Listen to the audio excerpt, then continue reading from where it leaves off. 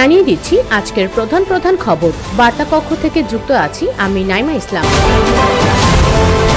রহস্যময় রক্তবৃষ্টিতে ইরানের সৈকত রঙিন লাল। যুক্তরাষ্ট্রের ১৭৮ যাত্রীর বিমানে আগুন। ইউরোপীয় দেশগুলো ইউক্রেনে শান্তি চায় না বলেছে রাশিয়া। গ্রিনল্যান্ড দখলের প্রয়োজনীয়তা ন্যাটো মহাসচিবকে জানালেন ট্রাম্প। ট্রাম্প টাওয়ারে ফিলিস্তিনি কর্মীর মুক্তির দাবিতে বিক্ষোভকারীদের অবস্থান। রাশিয়া ইউক্রেন যুদ্ধবিরতিতে পুতিনের সমর্থন। ট্রাম্পের আদেশে বরখাস্ত কর্মীদের পুনর্বহালের আদেশ আদালতের।